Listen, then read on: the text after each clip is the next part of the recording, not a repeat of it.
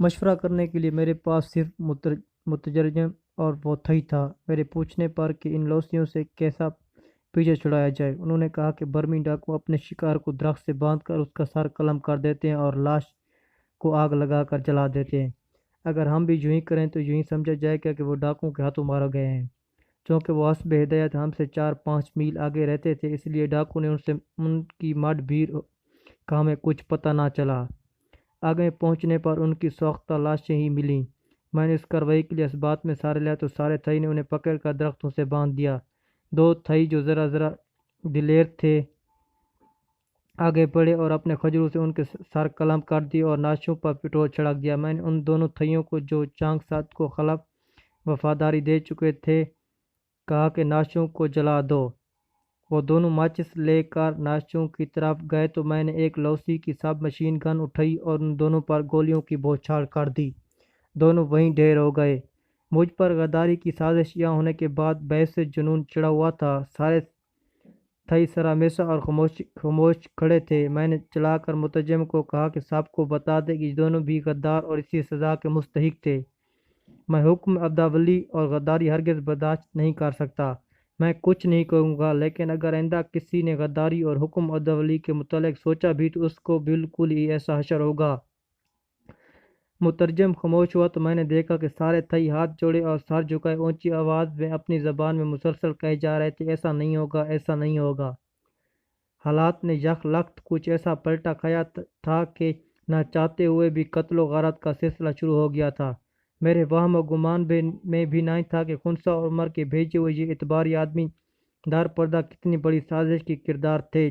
اگر وہ اپنے مقاصد میں کامیاب ہو جاتے تو خنسا اور عمر کیا کرتے؟ پس چند لمحے کرنے کے بعد خاموش ہو جاتے۔ ان کے لیے انسانی زندگی کو کوئی قیمت نہیں ہوتی۔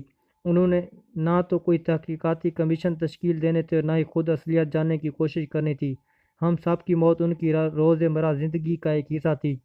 میں نے تھئی مترجم کو کہا کہ دونوں تھئیوں کی لاشوں پر بھی پٹرول چھڑے کر سب کو آگ لگا دی جائے۔ اس کام سے فارغ ہو کر میں نے ایک خط عمر کے نام لکھا جس میں درپیش آنے والے تمام واقعات کی تفصیل تھی۔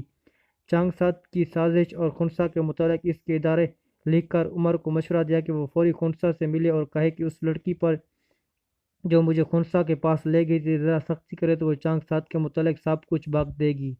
جہاں میں عرض کرتا چلوں کہ یہ خط میں نے قافلے کے سامان رس میں سے پیاز لے کر اس کے پانی سے لکھا تھا جس کے خشک ہونے پر لکھائی بالکل غائب ہو گئی تھی۔ ایک دوسرے کاغذ پر عام روشناس سے میں نے لکھا کہ آگ کی تپش بہت سی پناہ زاروں پر سے پردہ اٹھا دیتی ہے۔ یہ دونوں خط 2 علیحدہ لفافوں میں بند کر کے میں نے مترجم کو کہا کہ عمر کے بھیجے ہوئے محافظوں میں سے کسی قابل اعتبار اور تیز چلنے والے آدمی کو لے آئے جو عمر تک میرے یہ 2 خط پہنچا دے۔ مترجم ایک تگڑے جوان تھئی کو میرے پاس لایا۔ دیگر ہدایت دینے کے علاوہ میں نے اس کو کہا کہ یہ دونوں خط عمر کے بھائیوں یا کسی دوسرے کو ہرگز نہ دے بلکہ عمر کے گھر کوٹا بارو میں اس کا انتظار کرے۔ عمر کے ملنے پر صرف اسے دے۔